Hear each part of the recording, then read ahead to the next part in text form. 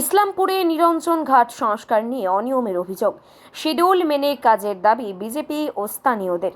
উত্তর দিনাজপুর জেলার ইসলামপুর শহরের ব্লকপাড়া নিরঞ্জন ঘাট সংস্কার কাজকে ঘিরেই অনিয়মের অভিযোগ তুলেছেন স্থানীয় বিজেপি নেতৃত্ব ও বাসিন্দাদের একাংশ। অভিযোগ, সরকারি তহবিল থেকে প্রায় 55 লক্ষ টাকা ব্যয়ে 6 মাস আগে কাজ শুরু হলেও এখনো পর্যন্ত উল্লেখযোগ্য অগ্রগতি দেখা যায়নি। স্থানীয়দের দাবি, নির্ধারিত শিডিউল মেনে দ্রুত ও স্বচ্ছভাবে কাজ সম্পন্ন করতে হবে। বিজেপি নেতা গোপাল দত্ত অভিযোগ করেন, সংস্কারের নামে পুকুর খনন করে সেখানকার মাটি অবৈধভাবে বিক্রি করা হচ্ছে। বিষয়টি খতিয়ে দেখে প্রশাসনের হস্তক্ষেপের দাবিও করেছেন তিনি। যদিও ঠিকাদার সংস্থার পক্ষ থেকে সমস্ত অভিযোগ সম্পূর্ণ অস্বীকার করা হয়েছে এবং সংস্থার কর্মীদের দাবি, সরকারি নিয়ম ও নির্ধারিত শিডিউল মেনেই কাজ চলছে এবং অনিয়মের অভিযোগের কোনো ভিত্তি নেই। ঘটনাকে কেন্দ্র করে এলাকায় চর্চা শুরু হয়েছে। কেন কাজ আটকালেন আপনারা?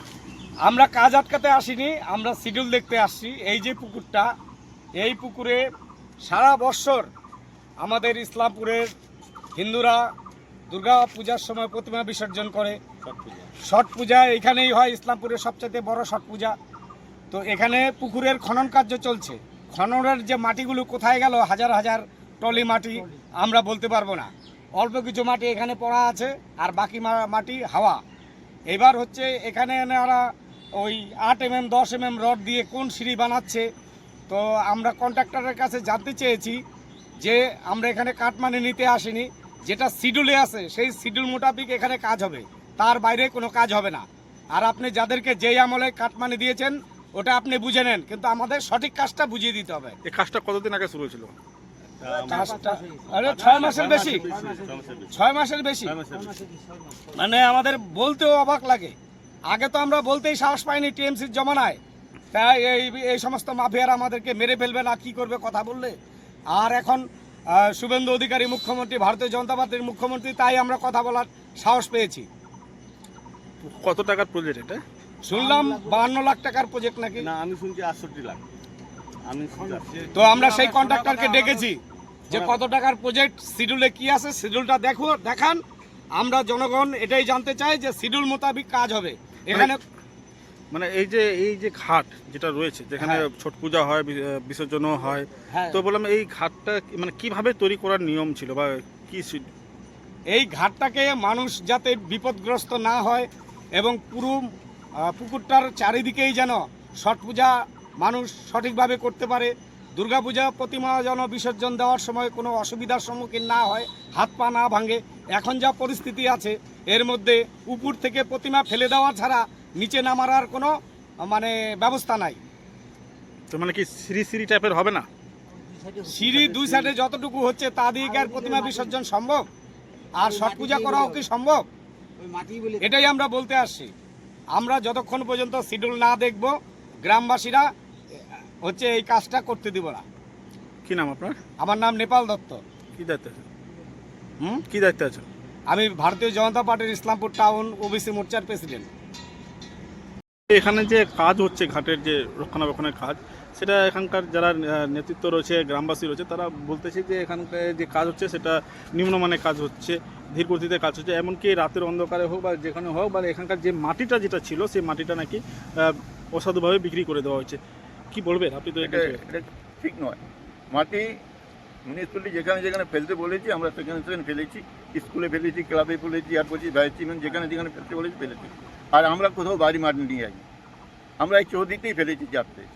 যদি রাত্রিবেলা কেউ নিয়ে গেছে তাকে, তাহলে আমরা বলতে পারবো না, কেন আমার লোক থাকে না কেউ এখানে।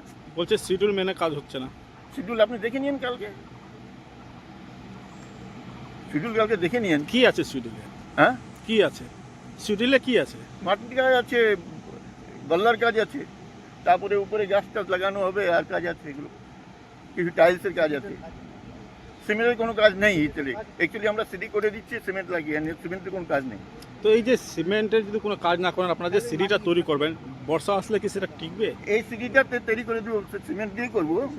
এই সিঁড়িটা পাক্কাই করবো, বাদ বাকি কোনো সিমেন্টের কাজ নেই। বাদ বাকি যদি সিমেন্টের কাজ না করেন সেটা কি থাকবে? ওটা তো আপনার ডিপার্টমেন্ট সঙ্গে কথা বলবেন। আমার কাছে না, আপনার কি মনে হয়? আমার যে শিডিউলে যেটা দেওয়া হয়েছে ওটাই। আমরাও বলছি কিছু টাইলস দিয়ে দিন এখানে, তো ওরা বলছে আমরা চিন্তা ভাবনা করছি। না না, ও যদি ভাবে যদি কাজ হয় তাহলে কি ঘাটটা থাকবে সঠিক? আপনারা একবার ডিপার্টমেন্টের সঙ্গে আলোচনা করুন। আপনার কি মনে হয়? হ্যাঁ, আমার এখানে তো একটা কিছু কিছু কাজ করা উচিত, কিন্তু সিমেন্টের কাজ হবে না। এটা তো আমাদের ওয়েস্ট বেঙ্গল গভর্নমেন্টেরই নিয়ম আছে, কোনো সিমেন্টের কাজ, কোনো সিমেন্টের ঢালাই টালাই হবে না। এটা ওয়েস্ট বেঙ্গল গভর্নমেন্টের রেজুলেশন আছে। তো তারপরে আপনার ডিপার্টমেন্টের সঙ্গে কথা বলুন, ওরা যেভাবে বলবে আমি করে দেবো, আমার কি মূল্য হবে। এই যে নিম্নমানের যে কাজের অভিযোগ হচ্ছে সেটা ভিত্তিহীন? নিম্নমানে কি কাজ আছে বলুন? সেটা এমন ভিত্তিহীন? কাজই কি হলো? ওই মাটির কাজ হচ্ছে আর এই বাল্লার কাজ হলো, আর তো কোনো কাজই হলো না। নিম্নমানের কাজ কি? মানে এই যে অভিযোগগুলো সবগুলো কি ভিত্তিহীন? আমি বলুন নিম্নমানের কাজ কি আছে? মাটির কাজ হচ্ছে আর বাল্লার কাজ হলো, আর তো কোনো কাজই হলো না। তো নিম্নমানের কাজ কি করে বলবে? এই বলতে তো হাত পা কাটবে, মানুষ মরবে, এর মধ্যে হাত পা ভাঙবে। কি নাম আপনার? মূলচন্দ সিঙ্গল। মূলচন্দ সিঙ্গল মানে আমার দাদা হচ্ছে কন্ট্রাক্টর মতিলাল আগরওয়ালা। অভিযোগ আপনাদের, এবং কেন কাজ আটকালেন? ব্যাপার হচ্ছে আমরা এই পাড়ার বাসিন্দা। সচরাচর ইসলামপুরবাসীর এই পুকুরটা খুবই প্রয়োজনীয়। যে কোনো অনুষ্ঠানে পূজাপালিতে এই পুকুরটা মানুষ ব্যবহার করে। তো ব্যাপার হচ্ছে আমাদের উদ্দেশ্য হচ্ছে, এখন যেহেতু সরকার বদলে গেছে, তো যে সময় আপনারা কাজ চালু করেছিল ওই সরকার ছিল, তো ওই সরকারের সময়ে যা যা দুর্নীতি হয়েছে, এই সরকারের সময় এইসব দুর্নীতি আমরা সহ্য করব না। তো আমাদের মেন উদ্দেশ্য, আমরা সরকার যেই শিডিউল দিয়েছে সেই শিডিউল বোর্ড দিয়ে, শিডিউলের পোস্টার দিয়ে এখানে স্ট্যান্ড করে লাগাক, পাবলিক দেখুক। আপনি ওই শিডিউল হিসাবে কাজ করুন। কোনো দুষ্কৃতী বা কোনো মাফিয়া যদি আপনার কাছে কাটমানির টাকা চায় বা আপনাকে তার বিনিময়ে যদি কাজ খারাপ করতে হয়, তাহলে সেই দায়িত্ব আমরা নিব, আমরা দেখব। কিন্তু আপনাকে শিডিউল অনুযায়ী কাজ করতে হবে।